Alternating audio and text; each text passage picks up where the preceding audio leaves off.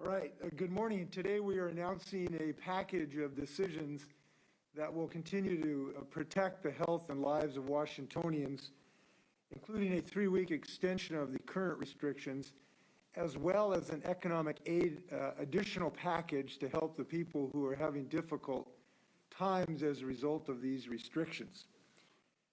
This is because we remain concerned about COVID activity, and we still do not have a clear picture of the situation following the Thanksgiving weekend. So it is a 3-week extension.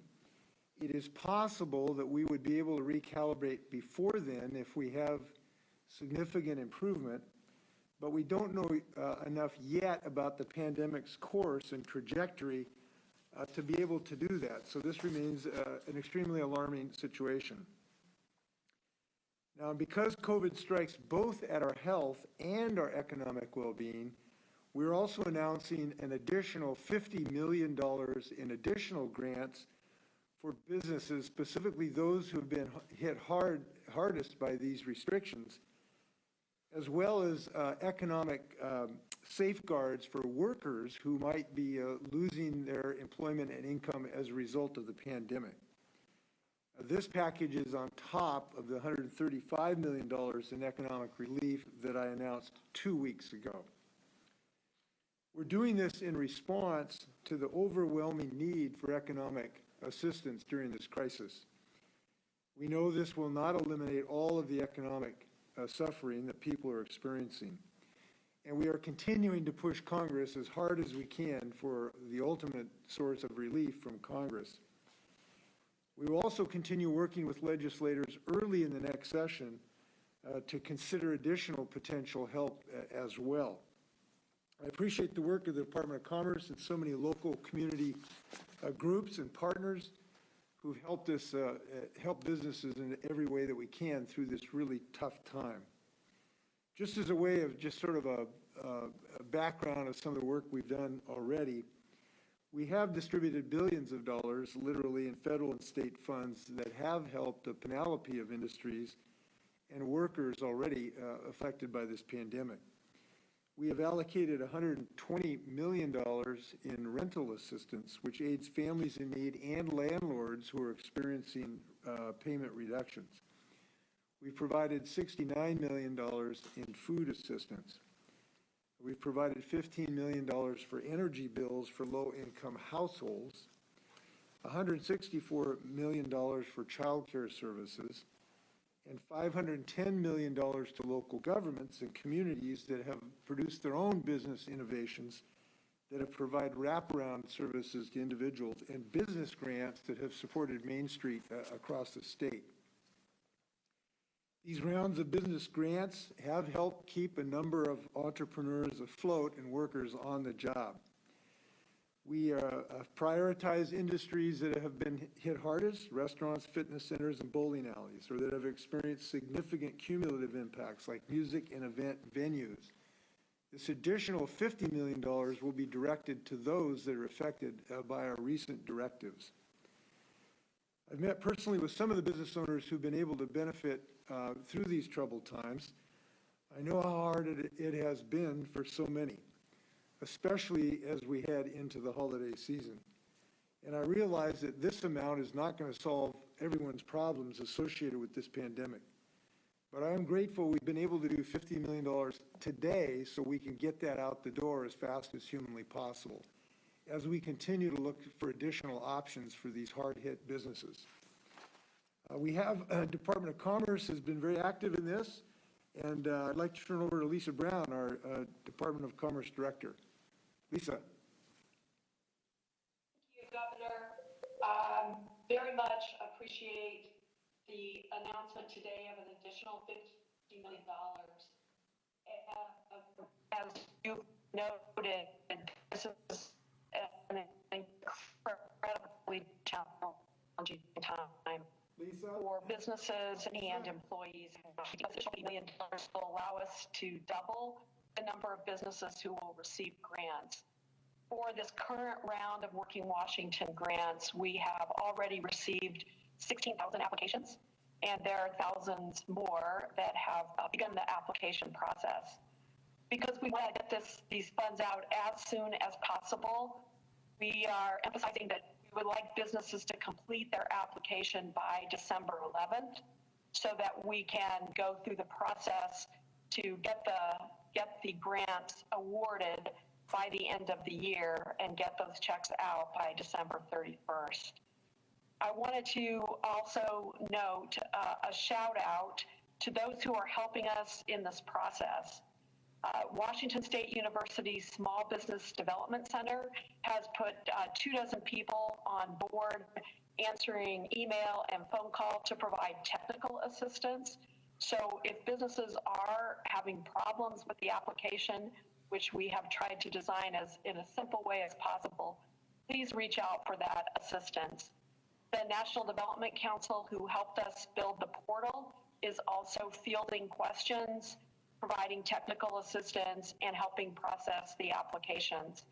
And furthermore, we have a network of nonprofits around the state, our business resiliency organizations like Sister Sky in Spokane that supports Native American businesses, the Latino Community Fund in Central Washington that are also providing assistance to businesses in their communities to assist them in getting their applications in. As the governor mentioned, the priority for this round of funding, and this round of funding will have $100 million total, will go to those businesses that are being affected by these current restrictions. So we know that restaurants, breweries, bars, yoga studios, those types of facilities, music venues are most hard hit, and we will prioritize small businesses in every corner of the state, particularly in those most hard hit areas. And then finally, I just want to add, as the governor mentioned, that this is not just a Washington state challenge, it is a national challenge. And we are very hopeful that there is action by Congress that will allow us to take further steps for our employees and our small business owners. Thank you, Governor.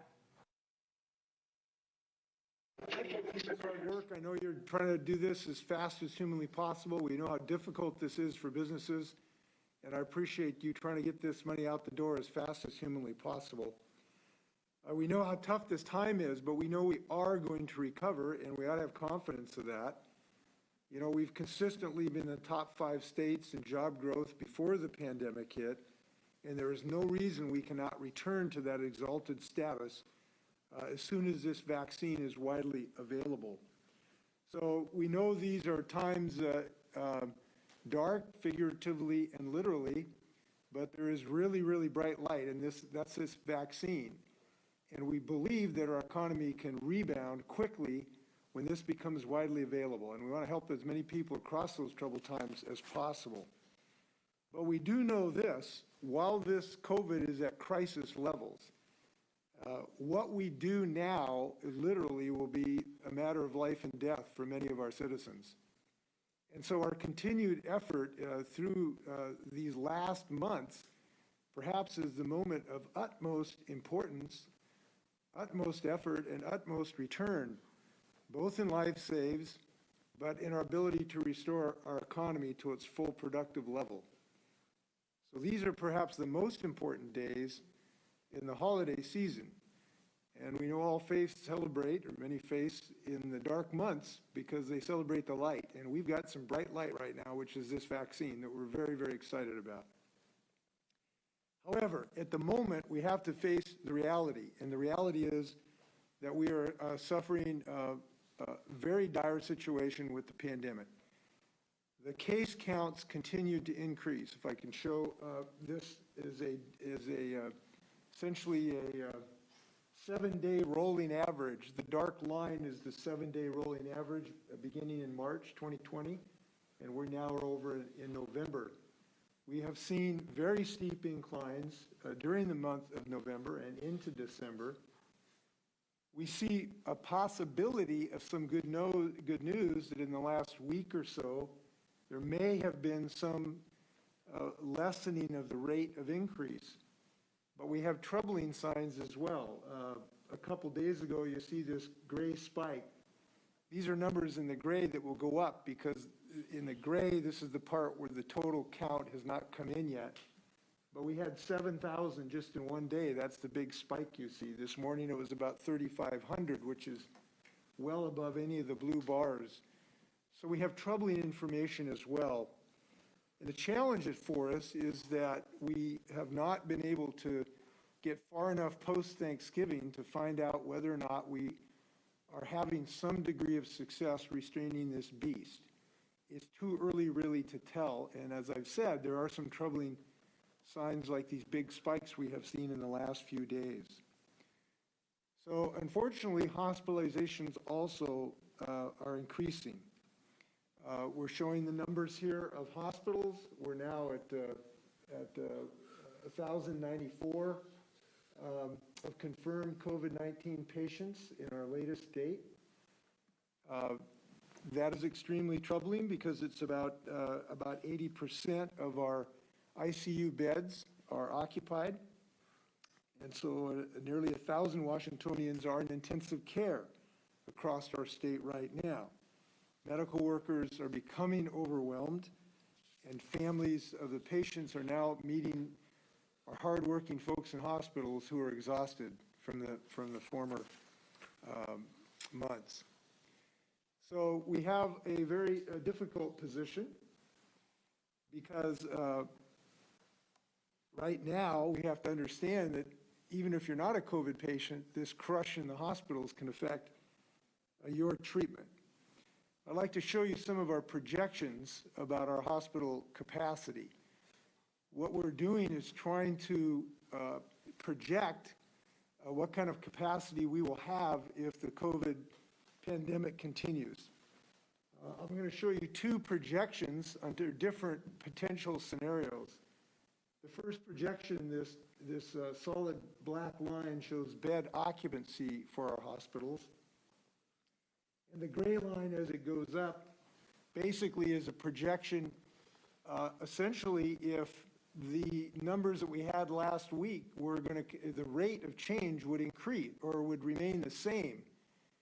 We call that you've got the moderate case up here. Could you show the worst case right now? Okay, we're going to start with the worst case, so we're going to work on the optimistic level. So this is the projection for the hospitals if the pandemic at the rate of increase had continued as it was essentially set about a week or 10 days ago. And we'll show this, that by the end of December, we are at well over the capacity of our existing bed space by the end of this month. That's not that far away. Now, there's some additional surge capacity by these hospitals, but when that happens, there's extreme stress on the system. So if we were unable to arrest or slow down the rate of increase, what our modelers are showing us is that we will be in a very troubled position by the end of this month, demanding surge capacity in our hospitals. I'm going to go to the next slide, which is a little bit more optimistic. We call this the moderate case. This assumes that we will be able to slow down the rate of change. And this slide shows that we will get to that surge necessity after the end of December, maybe a couple weeks into January. So we have to understand that these things can happen very quickly. And what it means is, in the worst case scenario, we need to nearly double our ICU capacity before the end of this year, which is extremely difficult to achieve. The reason it is difficult to achieve, more difficult than it was in May and June, is that we used to be able to draw on reserves. If your hospital in Spokane was becoming absolutely filled, you could bring in nurses maybe from Tri-Cities or Yakima. But that reserve capacity does not exist now because the pandemic is everywhere, not only in our state, but in the United States as a whole. So our system has less reserve capacity than it used to have. I also want to make the point that as ICU beds fill up, every person with a significant medical need is in trouble, not just those with COVID, but anyone who needs an ICU for any reason. So what happens in one part of the state has ripple impacts across the state, and what happens to anyone has an impact on everyone who might need ICU capacity. So we've been saying since the beginning, we are in this together, and we are literally in this together in the need to preserve our hospitals as functioning systems. This 3-week extension will take us through the holidays and into the new year. There are no changes that I'm announcing today to that measure. But we understand that as we come into the December holiday season, just like Thanksgiving, all of us are going to have an opportunity to save lives while continuing to be responsible and not have large gatherings in our homes and otherwise that pose such a risk. I'm heartened during the Thanksgiving holiday. It appears Washingtonians have again led the nation in reducing the infections that happen in our family and relative gathering scenarios. That's what the New York Times survey showed. It was the right thing to do in November. It will be the right thing to do in December. And our ability, hopefully, to get out from under these restrictions and not have our hospitals overwhelmed, again, depends on us being in the holiday spirit in December. And the holiday spirit is to give the most precious gift of Christmas, which is life itself. And we will all be in a position to be able to do that by making our plans accordingly to enjoy our families just a little bit differently so we can all be together in the next December. I want to talk about a critical part of our package to help Washingtonians. When we think of businesses, it's obviously not just the business owner. We're providing an additional $50 million today for essentially the business owners, but it's the employees, obviously, many of whom are going to lose their work, at least temporarily, that are very much at risk, and those in the gig economy who don't have what you think of as traditional employers are also at risk. So a critical piece of our plan to defeat the virus is for individuals to have financial resources while they have to stay at home. And too many workers are facing that risk today and that economic security. Now, the state and federal government has done a lot. Between March and November, we've paid out $12.6 billion in unemployment compensation in state and federal funds. Now, what would help Washingtonians and all Americans the most right now would be action by Congress on economic relief, including pandemic unemployment assistance that covers more workers than the typical unemployment insurance. And the reason that's important is Congress has more tools at its disposal than states do to solve this problem. So we are watching congressional negotiations very closely, and we're in constant contact with our congressional partners. We're hoping that Congress can make a bipartisan agreement before the end of this year, but Washington is preparing if they do not. So whether it's through federal or state aid, if Congress fails to act by Christmas, we will step up in the state to help workers and their families who are not covered by pre-pandemic unemployment insurance benefits. So if Congress does not act, the state will provide relief to those who are on the pandemic unemployment system as of the week of November 21st, and that will happen by the end of December. We will not allow people to fall off that cliff in the state of Washington if Congress does not act. We hope to know that they will, hopefully, but if they do not act, we will be there at a minimum for at least the first month of folks who would otherwise fall off that cliff. So otherwise, the pandemic, and the reason for this, the necessity is the pandemic unemployment assistance runs out as of December 26th, otherwise. This vital program has helped those not normally eligible for regular unemployment insurance, including business owners, self-employed workers, and independent contractors. The loss of pandemic unemployment assistance will push nearly 100,000 households in Washington closer to poverty, making it harder to put food on the table and keep a roof over their heads. So we are acting And that machinery of government is in place to be able to provide that relief in December if Congress does not act. Now, also pending in the U.S. Senate right now is a bill that would provide $120 billion relief for the nation's independent restaurants and their workers. It passed the House in October. It should be passed in the Senate. But one way or another, we need to come to the aid of these families. With that, happy to stand for questions. We have OFM Director David Schumacher, Secretary of Health John Weisman, our Office of External Relations Nick Struley, and Lisa are all ready to stand for your questions. All right, up first we'll go to Rachel LaCourte with AP. Go ahead, Rachel. Governor, you just mentioned that if Congress fails to act by the end of the month, the state will step in. Can you give more clarity on what that looks like? Are you saying you would call a special session in order to provide that relief, or is that something that you would address through other means?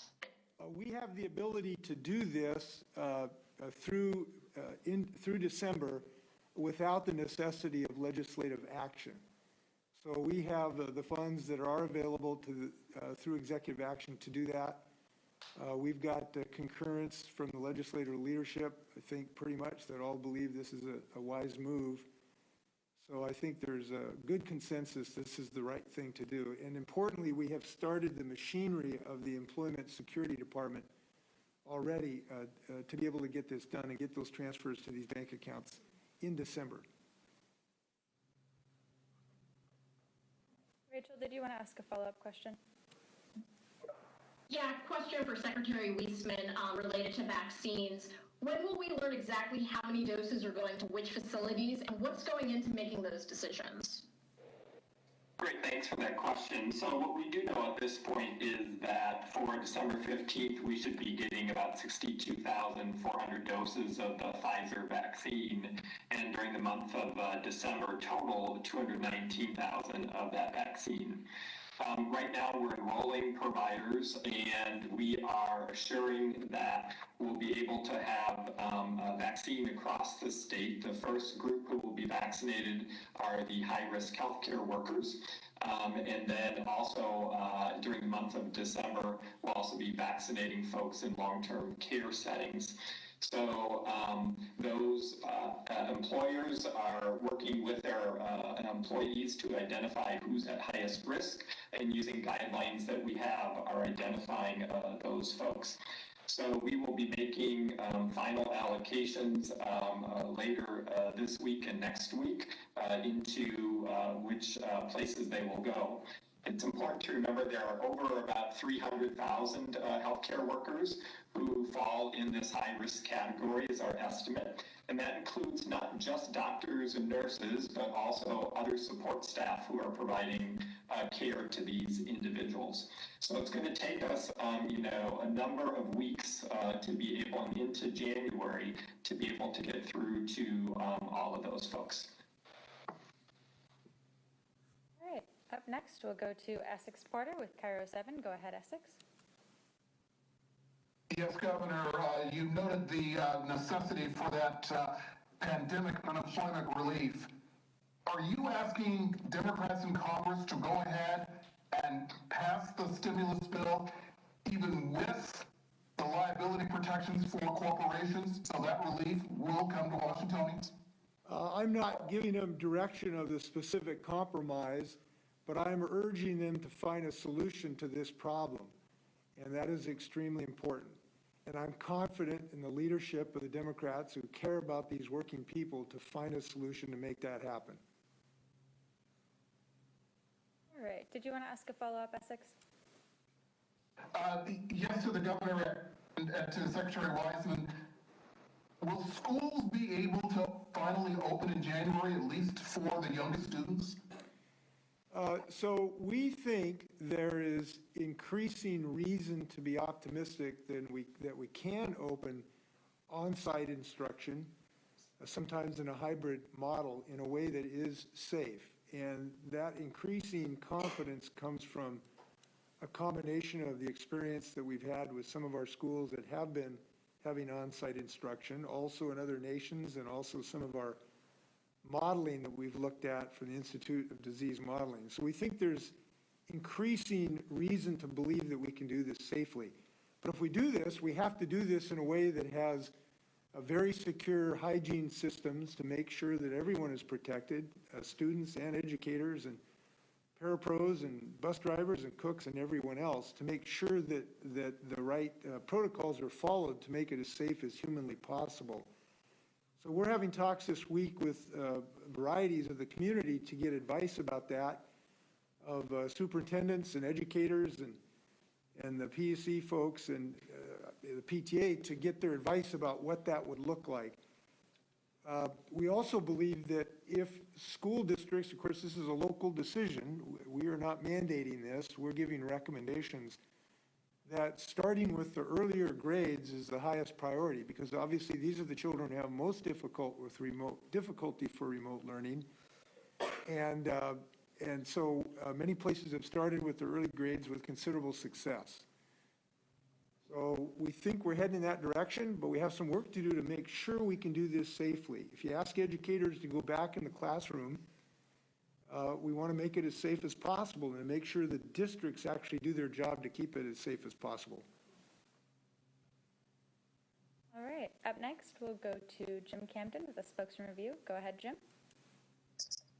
Yes, I'm wondering that $50 million that you announced today, are those grants or loans, and do they come with restrictions for the businesses, like not being able to lay off employees or furlough employees? Lisa, do you want to answer that? Sure. These are grants, and they are unrestricted except for the business demonstrating that they're in the industries that are most affected by the current restrictions. We know that they have fixed costs and expenses, and so these grants will be available for them to be able to mitigate the cost that they're experiencing during the shutdown. The logic behind this is these businesses have a lot of variable costs that they may not have to incur when they're not open, of wages and food purchase and the like. But obviously they have fixed costs of leaseholds and insurance and other matters that this is designed to help them with. All right, Jim, did you want to ask a follow-up question? Yes, a similar type of question. If the state does extend pandemic unemployment assistance, will it be at the same level that the federal government has, or will it be at some lesser amount? Well, it'll be probably end up even a little bit more than most people are getting and a little bit less for a few. And the reason is there's a sliding scale under the federal system. We do not have the capability to establish a sliding scale, so it'll have to be a one-size-fits-all. I'm not going to announce the number today because I don't want people putting that into their budgets today, but it will be a pretty healthy amount relative to the majority of the recipients. All right, up next, we'll go to Drew Mickelson with King 5. Go ahead, Drew. Morning, Governor. We know you're extending these restrictions on businesses. Was there any thought of looking at private gatherings, travel bans as we head into these holidays? It seems to be on an honor system and a recommendation, but was there any thought to perhaps putting in restrictions on travel as we head into the holidays? Well, we think about these things literally daily or hourly, but as far as binding restrictions, that didn't get close to the goal line. We have found, happily, that our recommendations on travel advisory appears to have an effect in the state of Washington, more so than other places. And this is very pleasing that people have heeded that. Somebody told me the other day that some air traffic was down, by over 50%, as I recall. So it appears that our suggestion has been heeded by a lot of folks, and we really appreciate that. And I think this is why Washington continues to lead the nation, be one of the leading nations, to keep this pandemic from raging, at least at a certain level, because Washingtonians are really making good decisions. When I last looked last night, we were in the top 5 of having the least number of infections, and it's because Washingtonians by large numbers have been masking up. Business owners have been doing their darndest to comply everywhere that they can, and individuals are making individual decisions to reduce their travel, to reduce the number of gatherings in their homes, and that's why we're doing relatively well. So big shout out to Washingtonians. I think Nick had something he wanted to add there. Nick, you have something? Yeah, Governor, you covered it really well, and I would just add that this is what we're talking about today is a 3-week extension of that proclamation we issued back in November, which includes a prohibition on those indoor social gatherings with people from outside your household. So our proclamation did address that concept as well, and this would be an extension of that. All right, Drew, did you want to ask a follow-up question? Any efforts going to be made to ramp up enforcement efforts on perhaps those gatherings that we just heard about, but also the restaurants that are blatantly defying the rules that are out there, the one Spiffy's in Lewis County, for example? Yeah, there will be, unfortunately, some enforcement action necessary. But here's some really, really good news and hard news. This is hard. The vast majority of businesses are complying with these restrictions, the vast majority. And this is really hard for business owners to do. So it's really hard for them to have to close a restaurant and then see somebody else breaking the law when they've had to shut their restaurant. That is just not fair to them. So for those business owners that are breaking the law, which they're doing by staying open, you should have to answer to your fellow business people that you are jeopardizing in a sense and being very unfair to.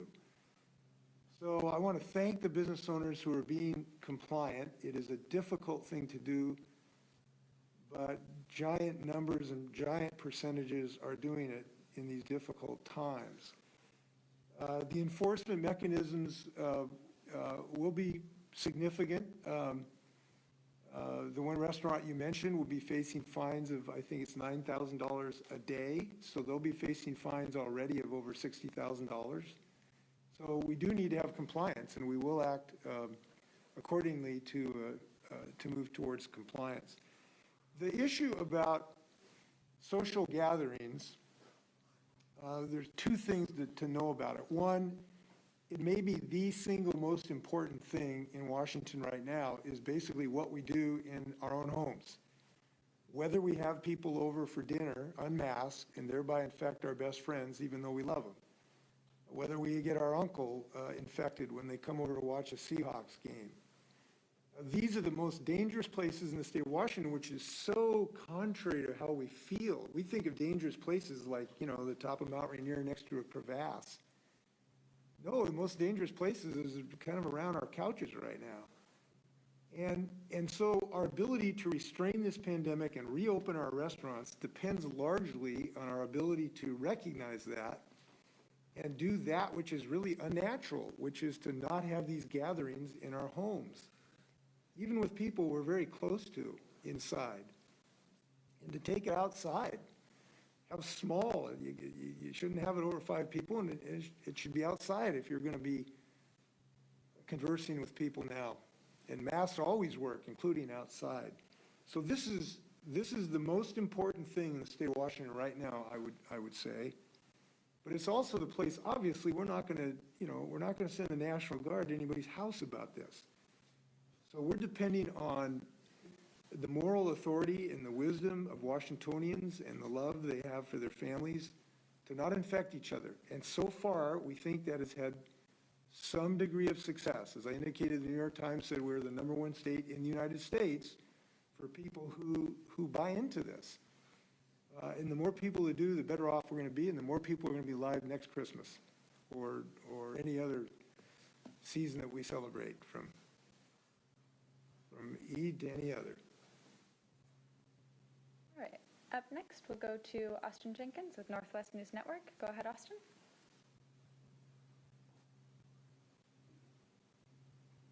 Austin, are you there?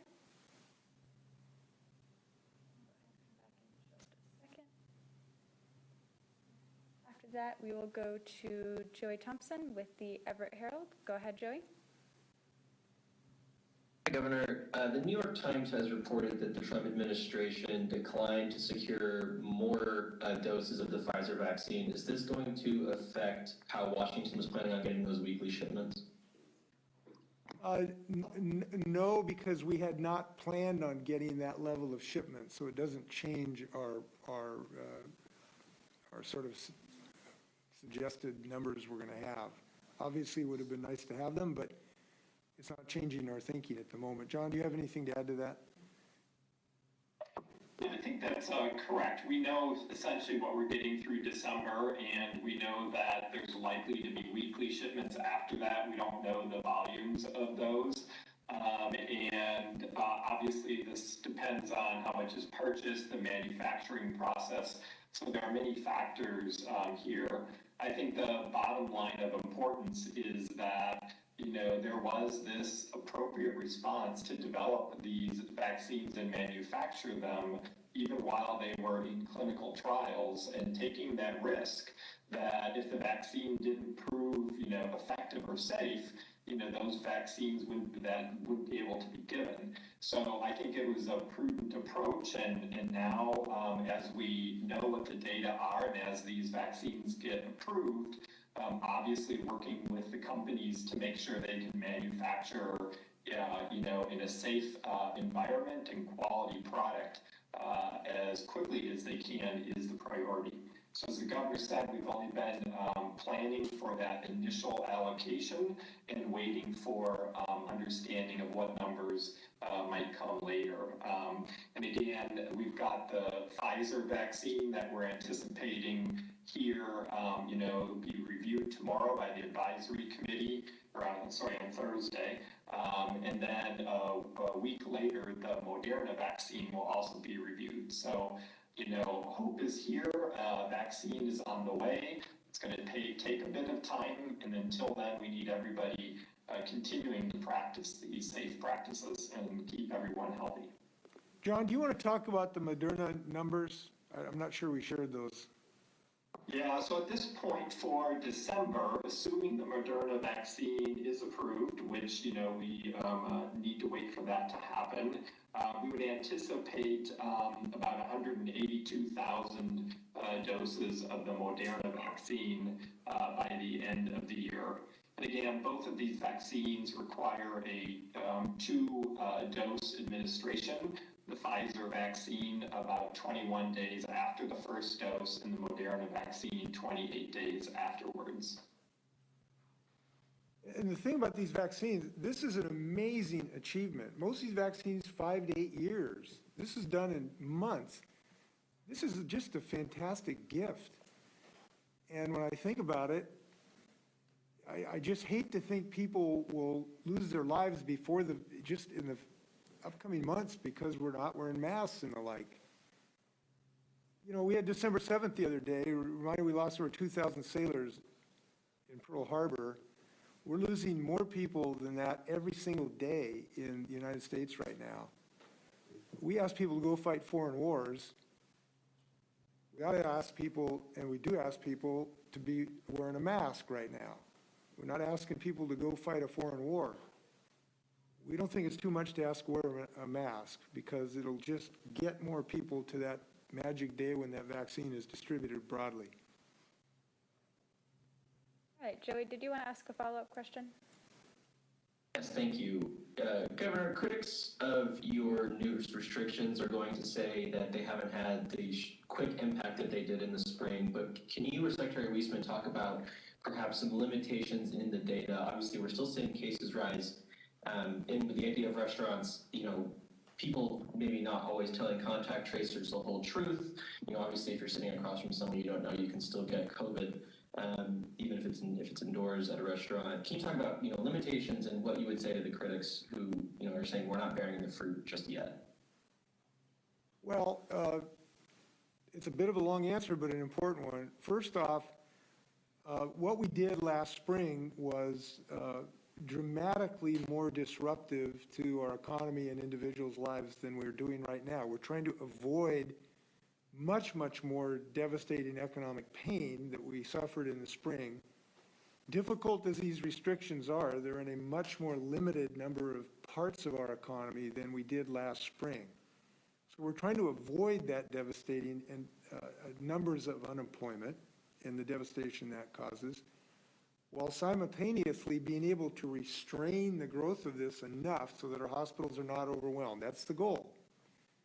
There's some evidence that that is bearing some fruit. As we indicated, if you want to put that up there again, if we just look at the graphs here again, I'll show you what I mean by this. You want cases here or hospitalization? Let's look at cases to start with. Get cases up here. So if we look at cases, you'll see the last few blue bars and the purple line seems to have moderated. Not quite flat, but certainly not as steep right in the last, few days.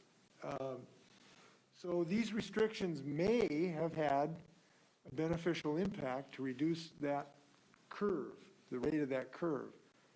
But it also may be a false spring for us because we still may not have seen the results of Thanksgiving weekend where people were getting together.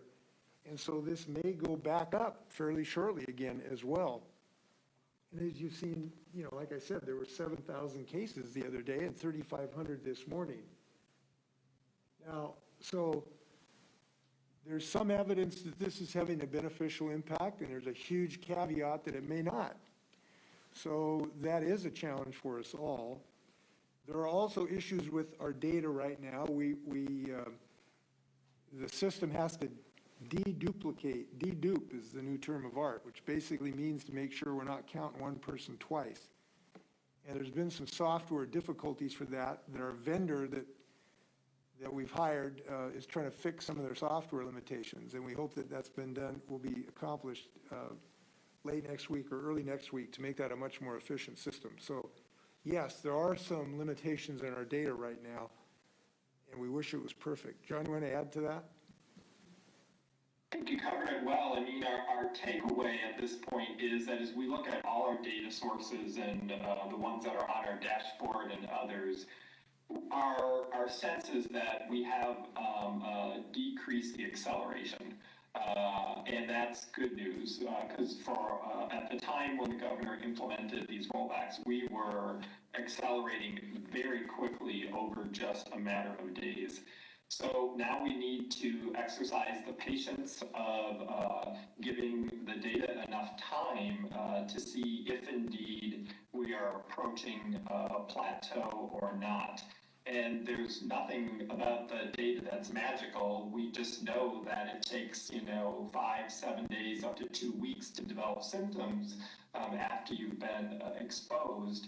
And so as the governor said, Thanksgiving has not yet been essentially 2 weeks in our past in terms of that holiday weekend. And so we are watching every single day the data as they are coming in to just see what impact any travel that people might have done or gatherings they might have any impact on this. So we're seeing some positive signs that give us some hope. We'll go over those in more detail, certainly at our briefing tomorrow, on Wednesday, tomorrow, at our usual Department of Health briefing. If I may just discuss the difficulty of these decisions. We're going to know more on December 14th than we know today. But we thought it was fair to the restaurants and other companies to give them this advice right now because they're planning food to purchase and the like. So we're trying to balance giving people foreknowledge for planning purposes and recognizing that, we're just going to know more in the future. All right, up next, we'll go to Austin Jenkins with Northwest News Network. Let's see if we've got you. Go ahead, Austin. Okay, now, can you hear me? Yes, a little bit. Hello? Maybe not. Maybe not, Austin. A little bit.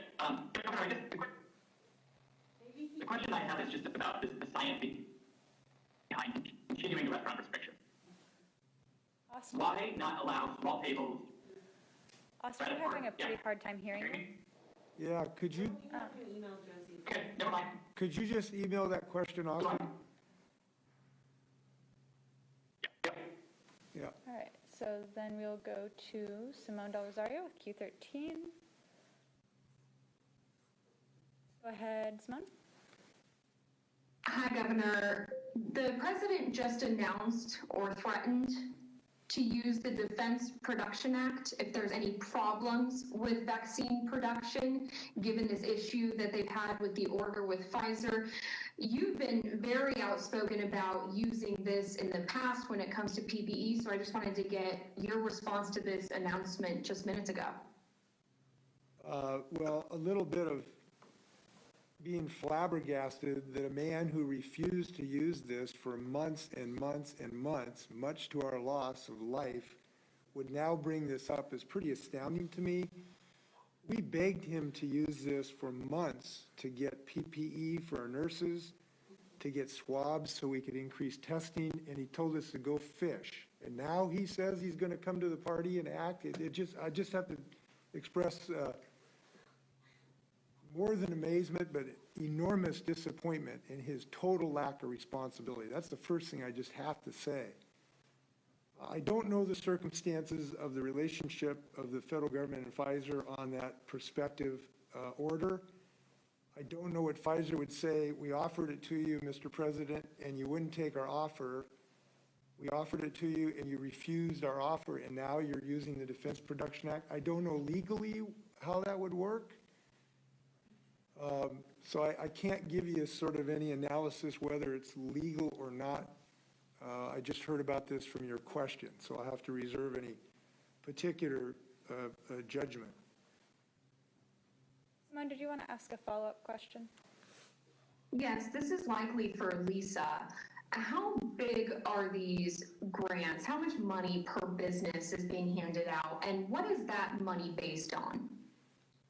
So we announced originally grants up to $20,000. And what we want to do is see how many businesses apply and look at the total resources. And as I mentioned before, it's important that we have equity in these grants, and that is with respect to regional equity as well as with respect to small businesses that historically have received less resources or access to capital. And so we will be essentially figuring that out over this next brief period of time.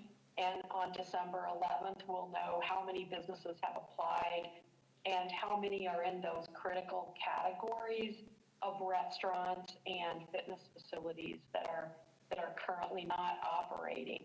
And that is our priority, as the governor said. So I can't tell you for sure. Obviously, smaller grants means more businesses can receive a grant, and larger grants mean that more will not be receiving a grant at this point in time. But I also want to just reiterate what the governor said is this is what we can do now with the CARES Act dollars we have left. That need to be spent by December 31st. If we get more information about congressional aid coming forward, either directly to businesses or through the state or through local governments, then that means that there will be more assistance out there. And we know that the governor and the legislature are considering other sources of funding should Congress not act. Yeah, and the session starts January 12th. I know there's considerable interest to see if there's additional things that could be done. I don't want to say for sure that's going to happen, but I know there's considerable interest in the legislature in that regard. All right, we've got time for just about 2 more questions. So up next, we'll go to Patrick Quinn with Coma 4. Go ahead, Patrick. Governor, just a question on the timetable. This one is going to be a 3 weeks extension. What will you be looking for as you just laid out? You're still really waiting on Thanksgiving numbers. there may be some limitations in the current data. What are you going to be looking for to maybe lift these restrictions in early January as promised, or what will extend them, especially with so many factors in the data unknown? Well, I think the primary one is hospital capacity. What would be our hospital capacity as the weeks go by, and what do we project will be the hospital capacity? Now, to answer that question, the most important one obviously is the rate of growth in the pandemic, but also the ability of the hospitals to ramp up their capacity, watching that, what they're actually able to bring on in the real world. You know, we have projections on paper of what hospitals report, but sometimes there's a difference in the real world. So ultimately, the ultimate guide is what we can do to restore a functioning medical system where people are not losing their lives on gurneys in the hallways of hospitals. And that's the ultimate guide. All right, Patrick, did you want to ask a follow-up question? Yeah, what proof do you have, especially since businesses have been closed, or restaurants have been, let's focus on restaurants and bars for the last 3 or 4 weeks, what proof can you show them that, you mentioned maybe some slight improvements in the data, but, you know, what can you tell them that what they're doing is working, not having indoor dining? I can tell them that to a scientific certainty, there are fewer people infecting each other, sitting across the table for an hour and a half without masks, breathing on each other, that there are infections going on in restaurants. This is a scientific certainty. And at the moment, there is at least some suggestion that this is having a positive impact. At this moment, it is more of a suggestion than proof. But it is beyond a reasonable doubt that infections take place in restaurants, because it's the place where people speak to each other in close proximity for a prolonged period of time. And that's just a scientific reality. There is no dispute about that. There are other ways you can mitigate this in many other businesses. In a clothing store, you can mitigate that by standing farther apart and wearing a mask, and you have much lesser period of time. You can't do that in a restaurant in indoor dining. So there are just things that can't be mitigated in a restaurant. This is the only way to do it. And that's despite the best effort of restaurateurs who've been very innovative and very creative trying to reduce the risk, and my hat is off to them. But there's just no scientific doubt about this certain situation. And by the way, you know, it could be a benefit too that it hasn't gotten worse. That can be a win too. So I think we're on the right beam. We're going to look at this data very, very carefully. This extension could end up shorter if there was significant improvement. And unfortunately, people know it could end up longer if there's a deterioration. But at this moment, we wanted to strike the right balance of allowing business owners to plan the next several weeks and deal with this uncertainty of the data. And this is the best balance that we can strike, and we know how difficult this is. That's why we're putting in $50 million today, and as I've indicated, there's going to be consideration of more at a later date. All right, for the last question, we will go to Hannah Scott with Cairo Radio. Go ahead, Hannah. Hi, thank you. My first question is for Secretary Leisman. I'm wondering if you can offer some clarity. There's big confusion over the data, the numbers, especially over this last weekend, and the 7,000 or so that came out yesterday because of the duplicates and the backlogs. Can you explain, if you have a good sense, given that confusion over the data, the big drop in the contact tracing goals, do you feel like you have a good sense of what the COVID-19 is actually doing in the state right now? Thanks for that question. Yes, we do. And again, we're looking at all of our data and seeing what it all tells us. The case counts that we have, we are, now current with our case counting. There was a slowdown in the processing system over the weekend that took longer to get through the cases. We do have the duplicate issue. We know that that's about 1,500 cases at the very moment, and we have folks working on that every single day to deduplicate those. The important thing is with those data is looking at the epidemiology curve that the governor showed that really gives us the sense of where we are, and we have confidence in that overall picture. We also are looking at, as the governor said, many other data sources, including hospitalizations, and looking at the rise of those, looking at deaths. We also are looking at data real time, essentially in the last 24 hours of people going to the hospitals with ERs with COVID-like illness, and those are showing some decline as well.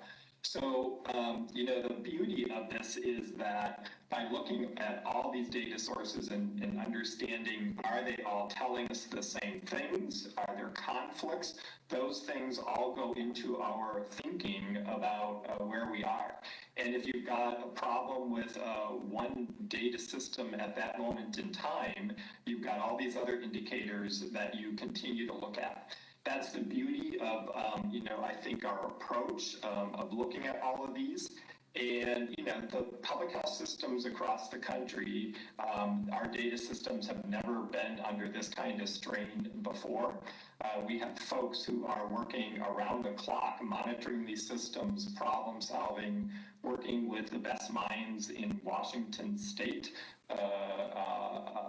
as contractors who are problem solving all of these issues every single day. And these are systems that are working 24/7 without a break. And anybody who monitors or works with systems like this knows that's a challenge whenever they need to be running constantly. So I'm proud of the work the team is doing and confident in the overall picture and the fact that we have multiple data sources that we're looking at to make sure that we've got the picture right. If I can add something that we're really fortunate to have, could you put the hospitalization numbers up? One thing we do have that's probably the most concrete evidence of real activity is our hospitalization data. So the issue with the number of cases, those are always kind of arguable because it depends on how many people get tested. If twice as many people get tested, you're probably going to have additional cases. So there's always a little argument about what the case numbers of positive cases means. What there isn't an argument about is the hospitalizations of people who have COVID. And if you look at this, we're at 1,094 just in the last week or so. And there's just no doubt about that. So that is really high confidence type of data to make decisions from. The problem with the hospitalization date, the bad news is it's 2 weeks behind whatever was going on when people became infected. So you may have something really bad going on in your community that you don't pick up because they don't get to the hospital within that period of time. So this to me is the most concrete evidence is what's really going on in our community. And as you've seen, we've had explosive growth. Hannah, did you want to ask a follow-up question? For the governor, clarity on the unemployment situation. If the federal government doesn't do anything before the end of the month, would the state step in on all of the programs that are expiring for unemployment, or just the one that allows those who don't normally qualify? At the moment, just the pandemic unemployment assistance. That's about 100,000 families are affected by that. That's all we think we can do structurally under this. There are some inhibitions, but that's what we can do. So we're doing what we can do, and I'm pleased by that because we want to give people credibility or assurance. We don't want to have them to worry the next 3 months or 3 weeks because Congress is unable to come up with a plan. So we wanted to give people confidence that that will be there in December for them. Yes, I want to thank Washingtonians. We are again leading the way. Over 1 million people have signed up for the WA app, cell phone data to find out if you've been in proximity who's someone positive. I don't know for sure, but just looking around, it's one of the highest rates of uptake, I think, in the United States because we're tech savvy and we want to protect ourselves and our loved ones. So congratulations to Washingtonians I encourage people to take a look at that. We think that can be one tool that can really help us out. With that, I want to say that this has been one of the more difficult decisions in our state facing this pandemic. We've had many in the last several months, but this is one of the more difficult, at least in my view, because of the economic strains that people are under. And we're going to do what we can to help people, as we've indicated today, and we're not done in that regard. But it is also a time of great light. The fact that we're going to have the vaccine literally in days is extraordinarily good news for our state and our people. And I hope that it emboldens us to recommit ourselves and re-energize ourselves and get in touch with the strength of our innate resilience in the next several weeks to get to that vaccine. So this is a good day for us, and I look forward to better days ahead. Thank you very much.